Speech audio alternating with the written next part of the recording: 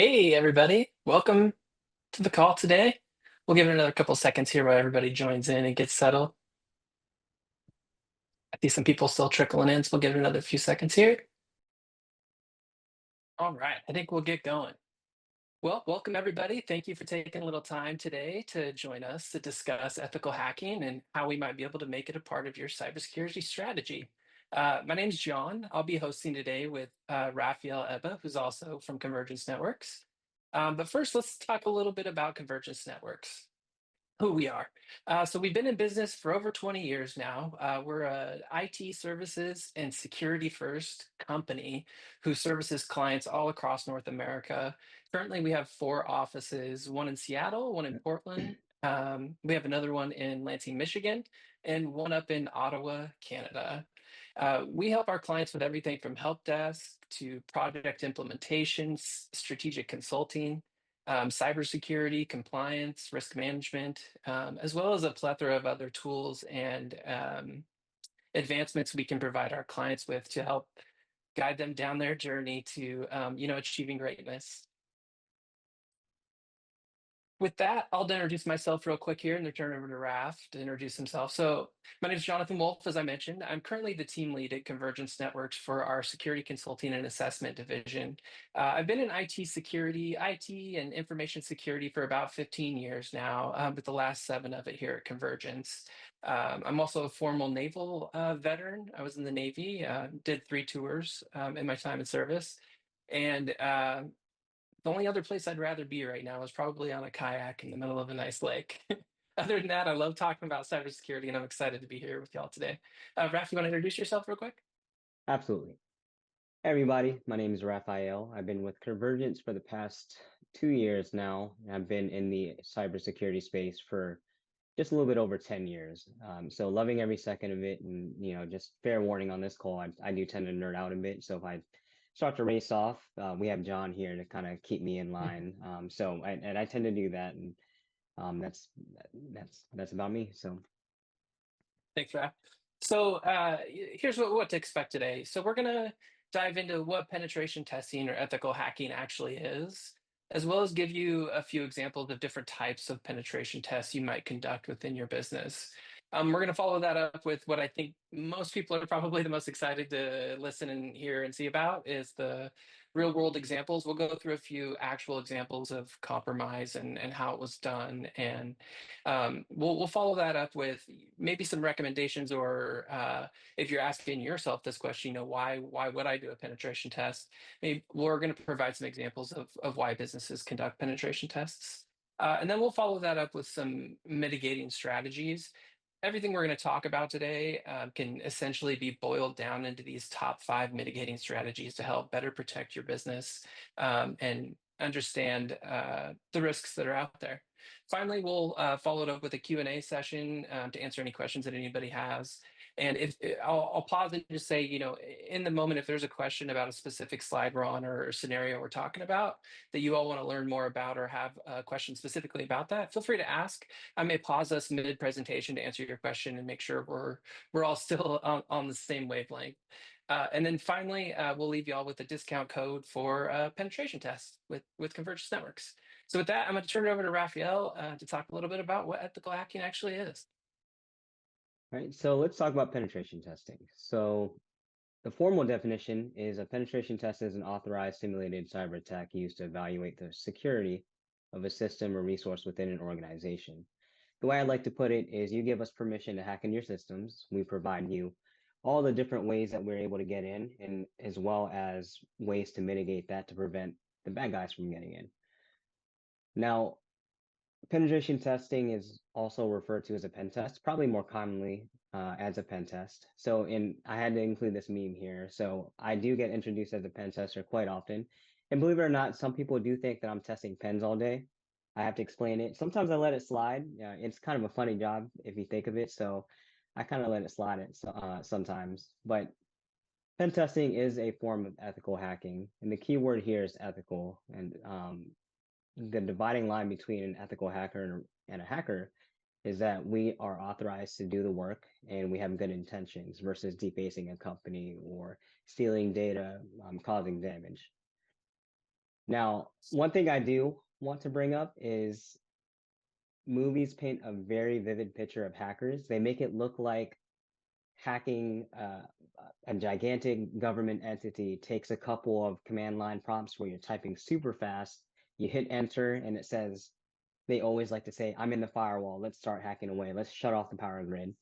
When in reality, hacking is a complex process. There's a lot of thought involved, and you don't just send commands and everything works its way.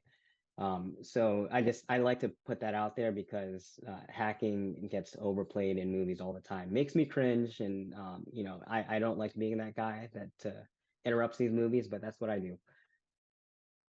But as far as penetration testing goes, there are different types of penetration tests, and really it boils down to the systems that you want to test. First one is going to be network penetration testing. So in this type, we are focused on the external and internal networks. And when you think of external, we're talking about firewalls, websites, anything publicly exposed to the internet. We are looking at ways to gain access through that into your internal network. And then when we flip that over to the internal penetration test, we are looking at your internal devices such as end user computers, servers, printers, and especially the big one here is Active Directory. So we're trying to find ways to exploit your internal network in terms of gaining access and eventually maybe even the keys to the kingdom where we're able to control your entire network from the inside. Hmm. I'm I'm a bit of a geek here. I watched Mr. Robot a couple times. Is it safe to assume that, when we're talking about network penetration testing, it's not just like users, workstations and computers or servers or the mothership. It could be simple things like maybe a thermostat or like a new LG fridge that's Wi-Fi connected. Those could actually be areas that you could take advantage of and laterally move into the network as well. Yes, so anything that's connected to the network is fair game when we're doing a network penetration test. And these devices, especially like what you mentioned, are actually one of the most vulnerable devices out in your network. Most of the time, devices like that are configured with default settings that end users are not allowed to configure. And that ends up being the downfall for quite a lot of, you know, incidents or breaches. So that's a good question, yes. Interesting. Now, with wireless penetration testing, we are focused on testing your wireless infrastructure. So think of wireless access points, wireless controllers, anything broadcasting a wireless signal within your network. We would test and identify if it's missing a patch where we're able to exploit to gain access to it, or maybe we'll talk about later social engineering. Sometimes we do use a wireless in terms of social engineering, where we might put up rogue access points and trick all your employees into connecting to a fake access point. And then we have web application penetration testing, where we test the applications developed by your organization. And we test it for vulnerabilities that would allow us to perform actions that are unintended. So a simple login page to give users access to their information might turn into a critical vulnerability where we're able to dump the information stored within that server or database. Interesting. So to break that down a little bit for those that maybe didn't quite follow along, it could be as something as simple as a website hosting bank information or medical information. Really, it's anything that's publicly out there on the internet or maybe even internal to the network that has like a username and login. You're able to essentially put a bunch of those funny strings we see across the screen in there and make it give you information when it's not supposed to. Is that kind of what we're talking about here? It is. And I think a good illustration or a good example of a vulnerability within a web app is if I were to log in as bank user A, can I access bank user B's information by simply typing in their username in the URL? So that's just a slim example of a vulnerability within a web app, but it's as simple as that. And then with social engineering penetration test, we are focused on the human aspect of your organization. So can we trick your users into performing unintended actions such as submitting credentials to a server that we control? Or maybe it's as simple as sending them a Word document that says free computers. And if they download that, executes malware on their system, and gives us remote access into your network. And when we think about social engineering, which is one of the biggest ways that organizations are breached, we think about ransomware, right? So think of the example where we send a Word document. That simple Word document can have ransomware built into it. And once it's downloaded on your network, it just starts spreading from there. Yikes. So I think, one of the questions I get asked pretty often when we're talking about social engineering, we'll hear folks say, well, we already do phishing simulations, or we have phishing campaigns. So do I need to do social engineering? And, I think maybe it's worth just mentioning, phishing is one example, but there's other things like watering hole techniques or maybe tailgating. There's like social engineering is a wide spectrum of techniques, right? It's not just fishing, I guess. Yeah, that's a good point, and I have to add to that. So we do hear that a lot, that we do phishing sims. Do we really need to do social engineering, like a penetration test for that? And the answer is, right, so when we do a phishing sim, we know which users are clicking on the links, and that's great. We'll tell them, hey, don't do this. You should be looking out for these indicators. But at the end of the day, do you understand what the real risks are involved with that? If a user clicks on a link that I send tomorrow, how confident are you that I won't be able to access your IT infrastructure from that point? How confident are you that we're not able to pivot to the admins of your company and then take over the entire network from that point? So there's a lot of risk involved with social engineering, or with the human aspect, and social engineering pen testing will help you identify those risks and help you better defend against it. Yikes. Before we move on to the next slide, there was a question that came in here that I think might be suited for you to answer, Raph. Uh, is is this testing application? I'm assuming we're referring to the web app pen test. Developing or is it focused on in-house developed applications, or does it also include off-the-shelf applications like maybe Word or Excel or Adobe?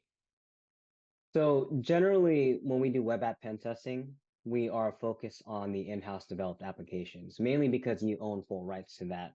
Now, when we talk about off-the-shelf applications, we can do a certain amount of testing, but it really depends on the vendor themselves. A lot of vendors will have clauses out there for allowing penetration testing to a certain extent, but it's important that when we do scoping for web app pen testing, we want to identify where that fine line is and have that kind of in writing. So we want to make sure we're not stepping on anyone's toes and getting in trouble. So, but that's a good question. Great, thanks. Absolutely. And then with physical penetration testing, we are focusing on the physical security of your organization. And no, we won't break down doors and glasses for your offices, unless that's in scope. Everything's sky's the limit when it comes to that, right? As long as it's something you're accepting. But with physical penetration testing, we are looking at different ways to gain access to your facilities, just by physically accessing your devices, right? Can I walk into your office by simply going through the front door and wearing a fake badge? Will anyone question me? Or maybe it's after hours. Do you guys have locks in place that would allow us to pick them, or maybe even clone someone's badge to gain access to restricted areas of your facility? Wow. So this would also include there was a book that came out a long time ago by a famous hacker called Kevin Mitnick. It's called Ghost in the Wires, where he talked about all the ways he socially engineered people. Um, would you consider if I were to dress up in, say, a Comcast outfit and tried to sneak into a building to access their server room and say I work from Comcast? Is that like something that might be done in a physical penetration test? 100%. Now, Yeah. I'll save some of the we do have scenarios we're going to talk about, but I love that you brought that up. One thing that I'll mention is a good technique that we've used and does work is we will dress up as an ISP or internet provider. We have jamming devices where we'll step outside the building, jam all the Wi-Fi for the company, and then wait about 20 minutes. We'll walk right in and say, hey, we have reports of our your internet going kind of fluctuating around. And people are pretty quick to jump to that and say, yes, please, server room is that way. Please fix it. We need to get back to work. So it's a very almost, I don't want to call it simple, but really at the same time, it is. And it's unfortunate because that's just the way the world works. People are trusting and they want to, no one likes to confront each other. unless they have to. So with physical pen testing, sometimes we don't have to break down locks or we don't have to clone badges. We just have to simply ask someone to let us in. Yikes. And then the last one we'll talk about is cloud penetration testing. So we're focused on your cloud infrastructure, whether it's Microsoft Azure, AWS, or Google Cloud Platform. What we're doing is we're looking for different ways to gain access to your infrastructure, whether it's through cloud APIs, single sign-on access, or maybe just as simple as social engineering and gaining access into your infrastructure. And then once we're in, we are trying to identify if we could pivot to other machines, maybe not publicly exposed, but behind a firewall within your cloud infrastructure. Hmm. So I'm in Microsoft 365. My users are in there, and then I have servers in Azure. You're able to test those much like they were internal to a network, but just in Microsoft land, essentially. Yes, yes. Cloud penetration testing can be closely related to network pen testing in the fact that we're trying to gain access to the internal side of the house. Now, the difference with cloud penetration testing is there's a lot more at play here. When we talk about integrating with third-party applications, which is a big must and need for a lot of organizations, then we start to look at can we abuse DocuSign and then gain access through your Microsoft 365 because it's authorized as a single sign-on application. So yes, it all boils down to that. Yikes. So single sign-on can be both a good thing and a bad thing. It can be. So when it comes to security, we're always in the middle of balancing convenience versus security. Oftentimes, convenience wins over that. But then when we do a pen test and you see the risk involved, that starts to balance out a little bit. So I just want to mention that. Sure, sure. We had one other question here about physical before we go into discussing why somebody might conduct a penetration test. Uh, do you find that you are able to break into an environment more often through the local network or through the cloud? So it depends on the scenario. If it's a client that doesn't authorize accessing the building itself, maybe then we're stuck using the cloud only. But most of the time, the local network is the way to go. There's a lot of ways in through the local network, whether it's through the wireless, whether it's through social engineering, or maybe as simple as the example I gave earlier, where we walk right into the front door and just act like we belong. So I would say generally the local network is compromised far more often. Okay. We got one other question here, real quick, that I think would be relevant to answer now. With reference to your example about an internet provider accessing, oh yeah, jamming the Wi-Fi and pretending you're the hero. This person admits they probably would have done that. What type of protocols should we be following in those types of situations? How can you stop that from happening? So this is and when it comes to the human aspect, we can't buy security controls for people, right? So now this is where policies and procedures come at play.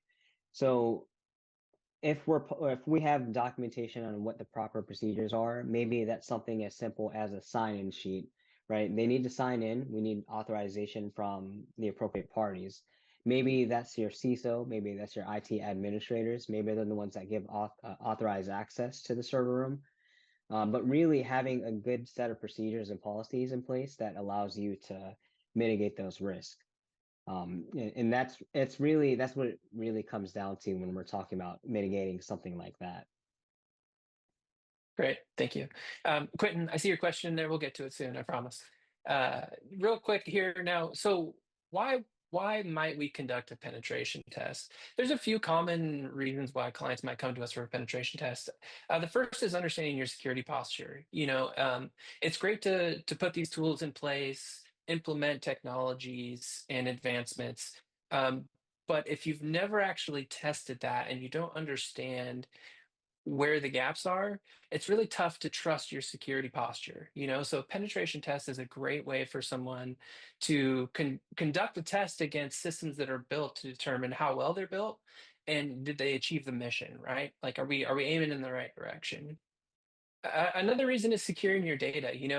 Oftentimes the crown jewels of a business are very different. It might be a special pizza sauce. It might be a special formula for heating metal to a certain temperature. A lot of businesses are in business to make money because they're specialized in something that they do better than their competitors. And that usually comes down to some sort of sensitive data or process or operation, right? And if you've never tested the perimeter of that or understand what it takes to take advantage of that, you could be leaving yourself open to what if scenarios. So a penetration test is a great way to simulate what it takes to access that information. Is it as simple as Raph phishing one of your users, gaining access through Microsoft 365, and all of a sudden permissions aren't set correctly or something, and now he has access to the sensitive data, right? Like understanding what lateral steps and technologies are in place to prevent those from happening. Another that we hear often is, around prioritizing risk. Uh, we might hear, well, I have all these issues today. Do I really need to do a pen test? There's these 12 risks already identified, but generally speaking, those risks have been identified by a group of individuals who've identified the risk, but they haven't really validated or tested the risk to understand the potential impact or how that might affect the business, right? So a penetration test can allow you to not only see those risks, but actually prioritize them in a way that makes sense. You might have a list of risks and think one is the highest level to the business, but after a penetration test, one of the ones that was lower on the list might get elevated due to the ramifications that it has on your business, right? So penetration tests are a great way to prioritize risks around that. Compliance requirements, that's pretty straightforward. There's a lot of them out there. A simple one to explain is like PCI. If you process, store, or transmit credit cards, the CDE, the card data holder environment in which you process, transmit, or store that credit card information has to have a pen test conducted on it, I think annually still. So if you're not conducting those pen tests, you're essentially outside of compliance at that point. And then finally, to validate your security controls, as I mentioned a little bit with number one, it's one thing to secure identities. It's one thing to put MFA in place, but what does that actually mean to you, to the business, to risk? If I were to tell you that RAF has a tool where he could send your user a Word document and bypass multi-factor authentication, does that change your perspective of, are we secure? We have MFA in place. We should be secure, And so I think that understanding where the risks actually lie and not trusting in, the industry buzzwords or just implementing something without validating it. I think it's incredibly important to validate your work to ensure that what you did actually is working the way you thought it was supposed to be. So with that, we're gonna give it back over to Raph. He's gonna walk us through a few fun for us, maybe not so fun for the clients at hand, but a few scenarios where we can see this in action. So let's talk about scenario one. So during this engagement, we were doing a full-blown penetration test with all the different types: network, social engineering, cloud. But essentially what we did was we used social engineering to gain access to their Microsoft 365 environment. Once we were in there, we started looking through the different SharePoint files and OneDrives that we had access to, and we identified a couple of different things. One of them being multiple types of password sheets, logins to accounting related applications, or access to infrastructure related devices. So that in itself is a big no-no. And when we're talking about storing sensitive data, I think credentials would be considered pretty big there. So that was one thing. And then that combined with the fact that we found instructions on how to connect to their VPN, you start to connect those two together. And once we knew those two things, I simply download the VPN client that they use, accessed it using the credentials that I found, as well as using the account that I compromised to actually access the VPN. Once we're in the network, we started doing our advanced attacks, such as trying to escalate from the simple domain user account that we had and escalating to domain admins, which we were able to do by simply poisoning the network and tricking devices into giving us access to it. And this is a pretty good scenario. I like to highlight this one because we started with nothing and went all the way to taking over the entire network. And if I can be frank with this one, this was all done within the first 5 hours. And this was because they've never done a pen test. They did have a couple of security controls in place that they thought were working, which apparently they weren't. And this really opened their eyes and allowed them to see where those gaps were and help them get to where they needed to be. Wow. So, in a nutshell, you were able to phish a user, and just by phishing that user, you were able to completely take over the whole network. Yes, that a good way to sum it up. Yes, it sounds Yikes. very simple. Yes, there's a lot of complexity involved with the operations that we do that. But if you're looking at it in terms of steps, it was just that simple. That's rough. And then we're going to talk about another engagement where we were tasked with testing the web application that they developed. So in this case, this client had a web application that was developed in order to provide a portal for medical providers and medical clients to transfer medical records back and forth between each other and as well as communicate. So I believe on the first day, we were presented with the login page to their portal. We did some simple testing to identify any errors, and we identified that this application was vulnerable to SQL injection. In a nutshell, this is sending commands to the backend server by uh, sending specific requests in the username field. So instead of typing admin or jim.halpert, we are sending a specific command through that username entry point, and it sends it to the backend server, and it says, "Sure, Jim. Here's your credit card information for everyone that signed in the last 24 hours." But essentially, once we identified this, we exploited it and were able to dump the entire database on the back end, which contained PHI, PII, credit card information, as well as login information. Wow. So, publicly available website for a medical clinic, a hospital, or some kind of, because I heard you say PHI, so it must have had some kind of health stuff going on. Um, and any old user, if they were able to figure out the string of code that you were able to put in the username and password box, they could have taken other people's medical records, changed their own medical records, bank account information, all of that. Is that what you're saying? Yes, correct. Without It's even, and so you could do that all without even touching the network or any of the security, MFA. None of that matters at that point. correct. Yeah. So as long as you have access to the internet, you're halfway there. Yikes. There's a question that had came in that I think is pretty relevant to this scenario.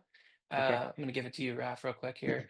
If you identify an issue in a web app or form or a third-party application, will you work with the developers to fix the issue, such as like a SQL injection or information leaked through an API or JSON? And as a penetration tester, what languages do you specialize in? So there's little two questions in there for you. Good question. So I'll start with the second one just because it's easier to get that out the way. So I wouldn't consider myself a programmer. I do use a lot of programming language just because it's just involved with the skill set that I need to do a penetration test. With that being said, I'm familiar with Java, HTML, C++, um, Python, PowerShell, and a couple of different more that I use every now and then, but the ones I mentioned are the ones I use on more on a day-to-day basis.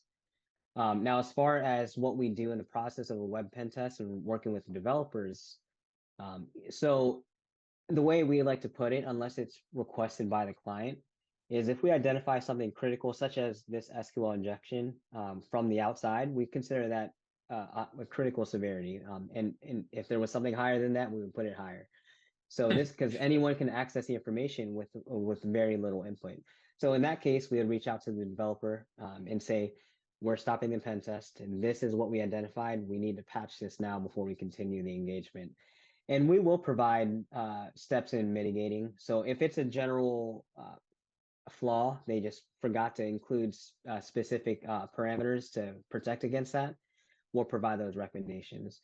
If it gets very deep in the weeds, we had developers, and you developers know who you are. we like to have thousands of code in our applications, then it starts to become a little give and take. So we start to kind of play around and we'll test it. They patch it, we test it again to make sure it works. If it's not, they just continue that process. But we try to make sure we stay in communication with the developer to make sure that they're equipped. Because every now and then we do have developers that they're very good at programming, they know what they're doing, but when it comes to security, they don't have a framework that they follow. So then little things here and there get missed. So we try to make sure we cover that gap during a pen test. Mhm. And I think it might be important to mention too the retesting aspect of it too during the penetration test. If we were to find something like this that the developer was playing ball with us and was able to fix it in a relatively timely fashion, we could quickly retest it again and show that it initially was, there's a vulnerability there, developer fixed, and now it's closed, which is great for a reporting perspective. Correct. Yes. So yeah, yes, we do offer retesting for the previously identified vulnerabilities. And this doesn't just apply to web application pen testing. This is network penetration testing, wireless, social, anything we identify as a weakness. If we do give a certain amount of time back to the client, where if they want to patch it during the engagement or even post pen test, we'll come back and retest those to verify that they've been patched. And then now on to scenario number 3, which is physical security. So you can see here, this is yours truly. This client has a buzz to open door, which in a couple of seconds I'm able to bypass without really too much. So, and yes, it did seem that simple. There are tools out there that you could buy online to anyone. So these tools are out there, and what their intention is to bypass security controls. So you don't need the physical key, you don't need someone's badge to access these environments. But in this engagement, once we were in, we did identify a server room that was locked behind a card reader. So that was the first stop point. Once we identified we couldn't get in without a badge, no one was there for the day, we just went around the office and we did find a desk that was unlocked, and this had a badge. And particularly this badge had access to the server room. So I picked it up, walked over to the server room, scanned in, plugged my machine into the network. And then from there, it was, you can kind of use your imagination there. And another one, I don't have a video for this, unfortunately, but as far as a physical gets combined with social engineering quite a lot. Another engagement, I simply walked up to the front door, which was locked behind badge access, held 2 cups of coffee, and waited for someone to kind of come by and ask me if I needed help. They did ask me for my identity. I did tell them I was a new employee. And then from that point on, they didn't question me. They walked me right in, realized I didn't have a badge, and I told them I forgot it because I'm a new guy, right? So then they gladly gave me a temporary badge, which this temporary badge had access to everything inside the office. So this really goes to show just how simple it can be with physical security and social engineering, especially when we put those two together. Yikes. All right, so let's talk a little bit about how to prevent this from happening. These scenarios are little scary, I can imagine, but what you may have heard reoccurring themes in the things that we were saying so far today, and paramount, top of the list, user education. You've heard it probably a million times now. Users are the weakest link.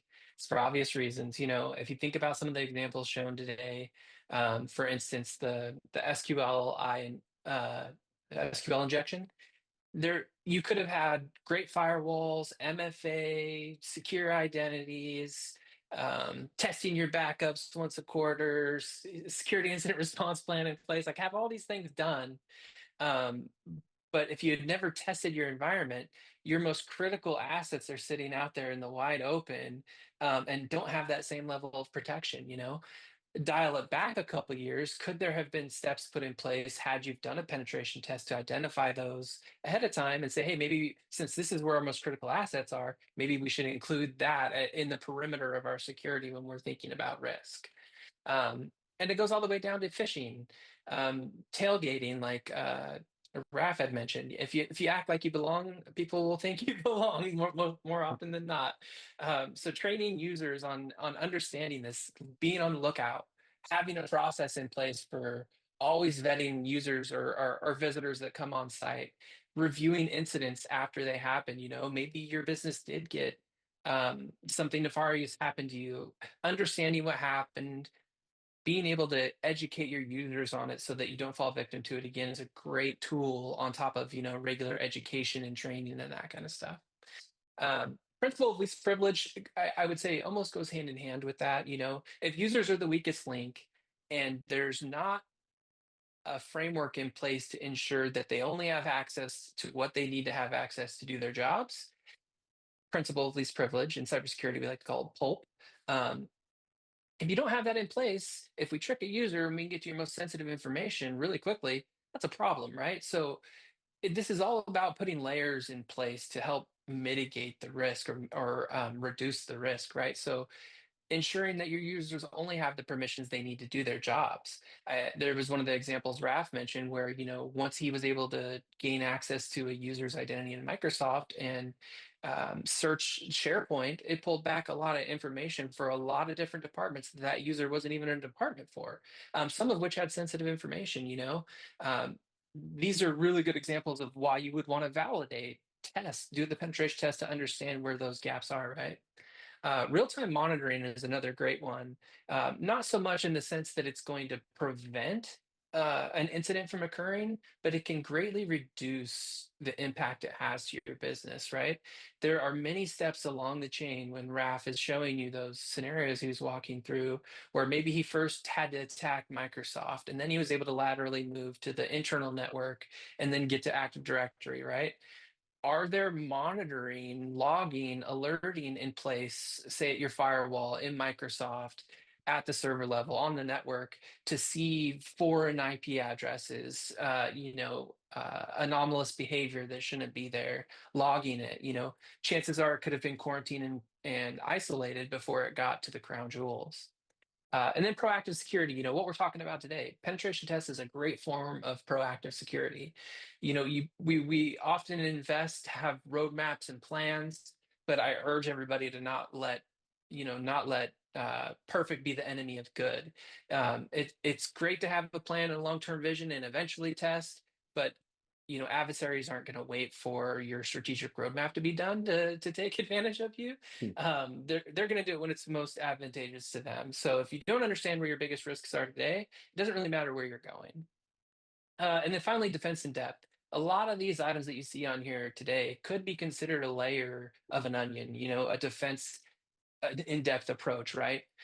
One of the most common forms of this you might have seen is, when an aircraft carrier goes out on deployment, it doesn't go out on its own. It usually has some like submarines, some attack ships, missile ships, planes, helicopters, support units, support ships, all this kind of stuff.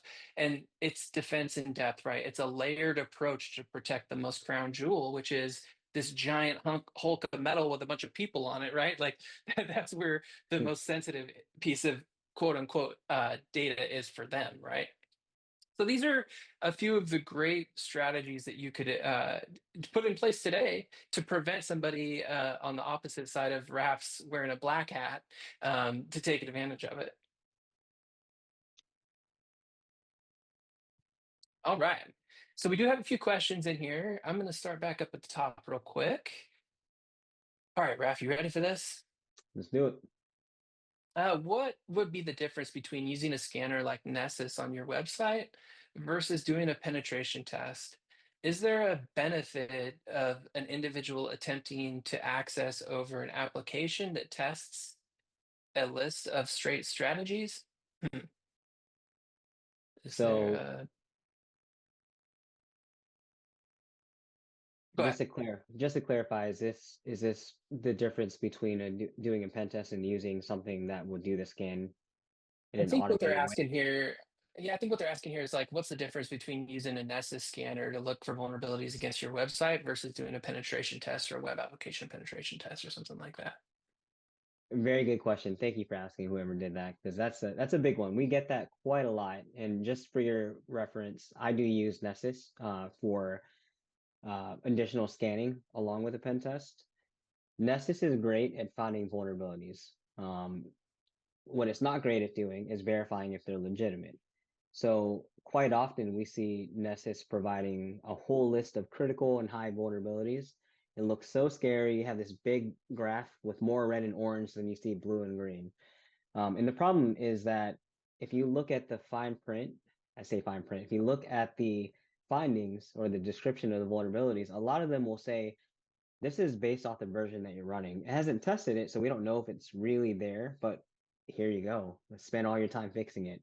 Now, with a penetration test, we'll identify those vulnerabilities using manual tools, and we'll actually test them to make sure they're exploitable. Because what happens is we have vulnerabilities in place, or we have vulnerabilities on our systems, but such as what John spoke about earlier with defense in depth, you might have other mitigating controls in place that will actually stop those from happening. So let's talk about a common vulnerability that people might be familiar with. Internal Blue. It's a vulnerability that affects quite a lot of Windows servers, particularly Windows Server 2012. I've had clients who have those servers running and they're vulnerable and I can exploit them. I've had clients that actually have that same exact server set up that I can't exploit, right? Because they have an advanced EDR in place that will catch it and stop it. Or maybe they have, they followed vendor supplied instructions on how to protect against it without applying those patches. So Nessus will find that those vulnerabilities are there, but a tester will actually verify those vulnerabilities exist. And I think the biggest benefit or win from that is that instead of you tasking your security team with spending the next 2 weeks patching these vulnerabilities, you start to understand, okay, well, maybe this medium vulnerability is more important because it is exploitable and they can use it to get to a critical vulnerability that's logged behind that. Now you're able to task that team with patching those vulnerabilities versus the other, and then you can start to prioritize your risk. Hopefully that answers your question. Yeah, that's great. Essentially, like a, a list of vulns is good to have, but if you don't have the context of how it applies to the actual security of a business, it's tough to understand how to prioritize them. Correct. Yeah. Yeah. All right. Good Next question. question. What are your thoughts about the rising threat in AI and cybersecurity? Is cyber still the right term? It's fun to say. I agree. Cyber is fun to say. Um, I think cybersecurity is even more important, and it's just going to get worse, basically. Much like 20 years ago, maybe you had a firewall, maybe, and now there's firewalls, advanced antivirus, logging, monitoring, behavior analysis. This is how technology works. It always evolves and moves forward with it. I remember when I was getting my master's in cybersecurity, my advisor told me, like, don't get into cybersecurity if you're not willing to constantly learn and evolve and adapt. And that's so true. And I think AI is a prime example of this. AI is great, has a lot of benefits. It might be a little overhyped right now, but that's just my personal opinion. Um, but yeah, cybersecurity is and will be a mainstay of that. For a simple analysis of, or like illustration of this, in the first example Raphael gave, where he first gained access, he gained foothold through Microsoft like 365 by tricking a user. Pretend that user has Copilot enabled. Now, Raf has to spend maybe a fraction of the time to do his reconnaissance and gathering because he can just ask this AI tool that has the permissions of the user that he took advantage of, to whatever. So whatever that person had access to, Copilot has access to, and now he can use that to expedite his search, ask it things like, bring me back all the passwords you can find and sort them by the most critical at the top. AI makes it very easy for things like that to happen, right? Conversely, AI can be used to better protect data. You can use it to analyze things that maybe might take a lot of people and a lot of time to do. So, long story short, yeah, cyber is definitely still the right term, and it's here to stay. All right, I think I'll let you take this next one here, Raf. With All the right. reference to application pen testing, if we find that there's an issue with an off-the-shelf application, what do we do? We don't have the ability to fix it, but we must continue to run our business. Print nightmare. Yeah, yeah. So that's a good one. Yeah. So let's talk about that.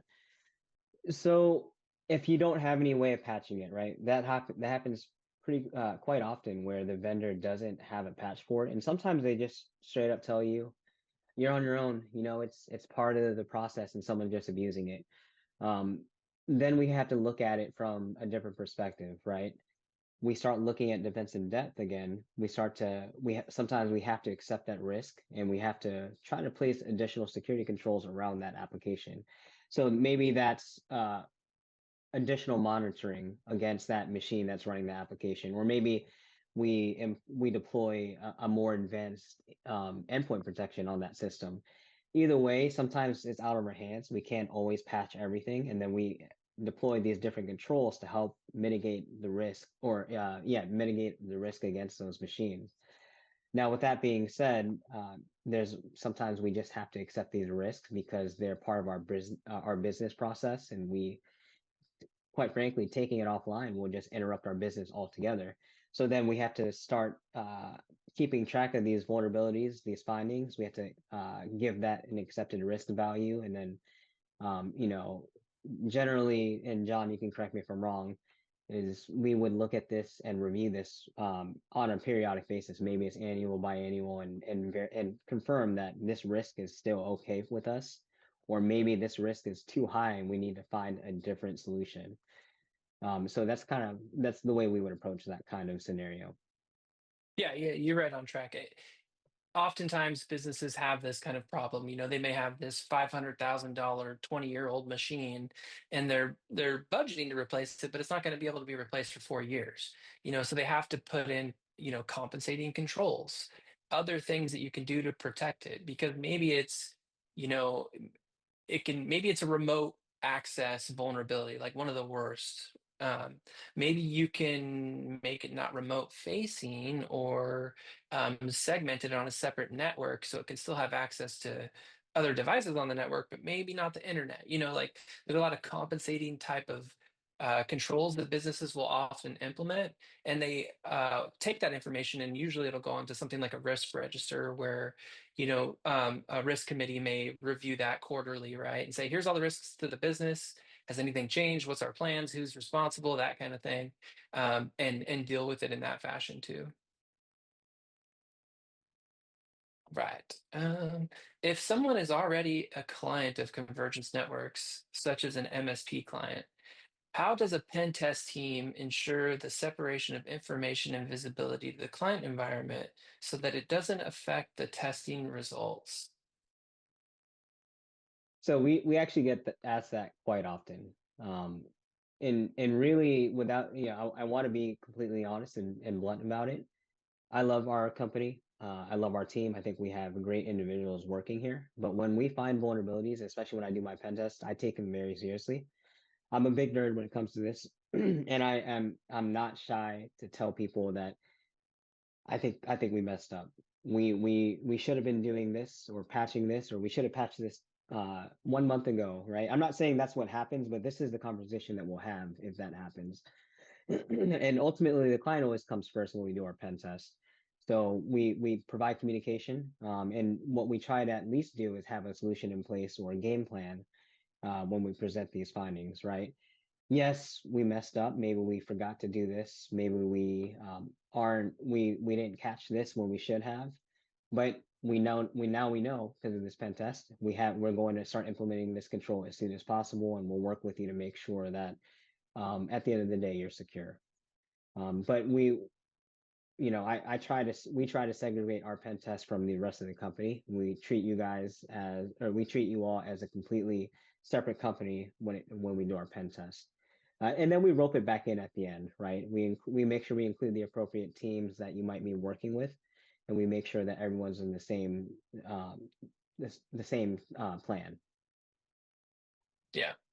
It's a great way to validate. You may be working with Convergence to implement a lot of technology, but haven't taken the step to validate it, right? As we talked about, some of the reasons why people might do a penetration test. Yeah. Let's see, what do we got next here? based on the real world breaches that you have seen, how many are actually due to physical security? I would say a majority of them are more social engineering. Physical security, that's not to say that someone local to your organization might have a reason to target you, but most of the major breaches are going to be through social engineering or through the network, through the external network. And that's primarily because a lot of the resources or hackers out there, they don't live right next door to your organization. And when we talk about how simple it can be to use social engineering to gain access, we take the path of least resistance. So if we look at, I believe a big one was MGM earlier this year. MGM, billions of dollars, right? Security controls everywhere, but their breach was as simple as someone calling into their help desk and impersonating another user, having them give access to that hacker, and then from there they start pivoting around the network and just were able to compromise the organization and cause a breach. So physical is something to be aware of. You don't want to put that on the sidelines, but most major breaches are due to social engineering or external access. Thank you. Uh, how about using public Wi-Fi when traveling? We do have MFA. Yeah, no. So please, public Wi-Fi, and I know this. I'm. Where should I start? I can talk about this for days, but so using public Wi-Fi, right? Sometimes we have no choice. We have to use it to get some work done. I get that. There's a business need for this, but it doesn't really matter what controls you have in place. At the end of the day, using public Wi-Fi is the big no-no. Maybe you have a VPN.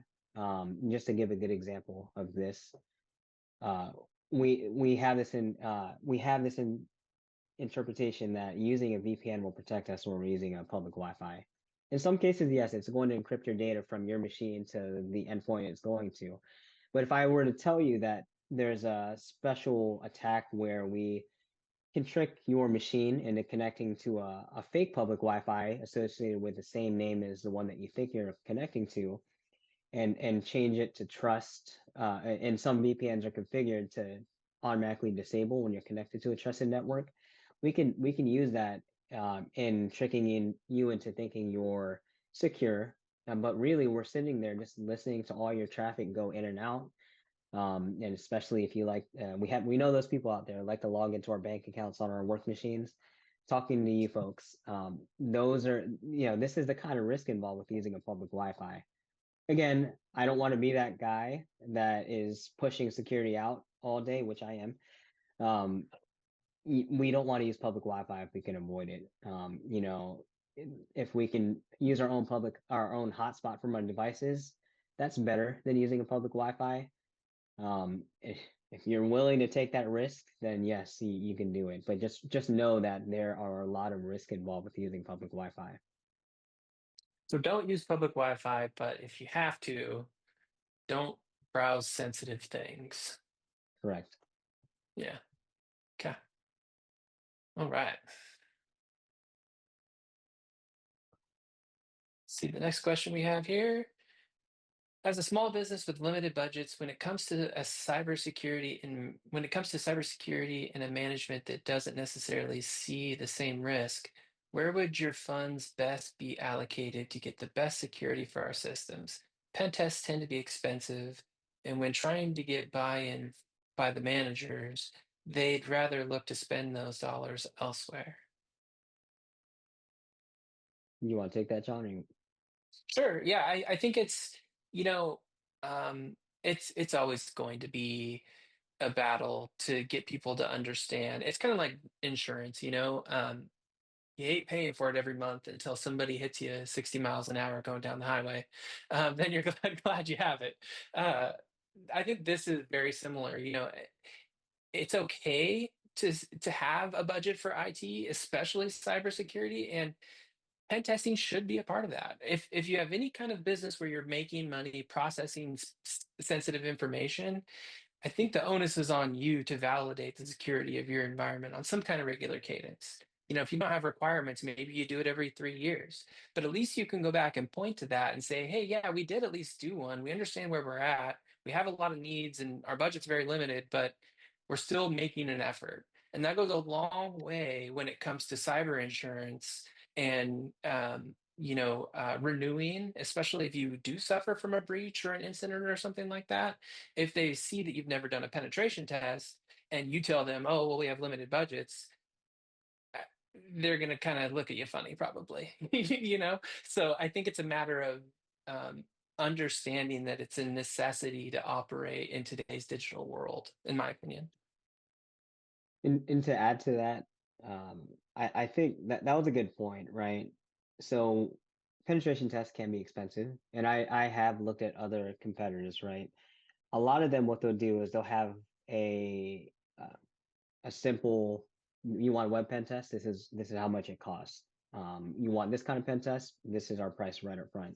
We do tailor ours specific to clients. So if you reach out and maybe you have a small budget, we work with you on tailoring your scope to make sure we're getting the best value out of it, but also keeping that price as low as we can for you guys, or for you folks. And what happens is sometimes we start with just an external penetration test, because most of us have a smaller number of exposed servers or firewalls versus the 20 or 30 servers we have internal to our network. And sometimes we'll start with the external surface, and maybe we'll find some things and you can patch it. And sometimes management will find the value in that, especially if we are able to compromise the network. They definitely see the value when they understand that, you know, and I say this, an example was, we gained access to the network from the outside, and the CEO had his MacBook connected to the network, and we easily gained access to his iCloud account, which had family photos, a lot of personal information to himself. And that's the kind of thing, that goes to say he was quickly, it was a quick turnaround to do another pen test right after we did the patching after the fact. And this was an external client that came to us. Right. I think we got time for maybe one more question here. Let's see here. Are you starting to use more AI tools for finding vulnerabilities or exploits? Do you think that threats will rapidly increase over the coming years, given both sides are using AI? There's a second part to that question, but I'll hold off on that. So I wanted to jump in with the AI question earlier, but I think this is a good point to get in there. AI is amazing. And everyone is scared that they're going to lose their jobs to AI. They won't, because AI needs someone to lead that, right? They only do what you ask it to do. We use AI in the sense, that more of a testing from a penetration testing standpoint, right? AI can be trusted only so much. And for me personally, I have AI built into my local network that I do testing on. It's unfiltered. We can get it to do whatever we ask it to do. And unfortunately, that means hackers also have that ability to use AI to generate malware, to generate convincing phishing emails, and so forth. So I think adapting to what AI, the use case of AI on both ends is a good thing, but I think we have to keep it at an arm's distance to make sure that we're not getting lazy in our, how we operate, right? AI is never going to take over what humans can do, as much as a lot of people will argue that. And maybe that might be a personal opinion. I'm sure a lot of people would agree with me that AI can do a ton of things, but I have tested AI's capability for hacking, and it can do quite a lot, but there's a lot of things that fall short where it might fail an exploit, and then and it just kind of writes it off. Where a human will test that exploit, doesn't work, we'll take that exploit and tweak it around and get it to work, and that does happen quite often. So hopefully I didn't veer off too much on that. AI is a Sounds big good. hot spot for me. Yeah. There's a few more questions in here. We don't have time to answer them today, but we're going to be sending out a follow-up email to everybody that joined, and we'll see if we can answer the rest of these questions in there and get some answers to folks. Look forward to seeing from you soon. Appreciate everybody's time, and yeah, have a great rest of the day.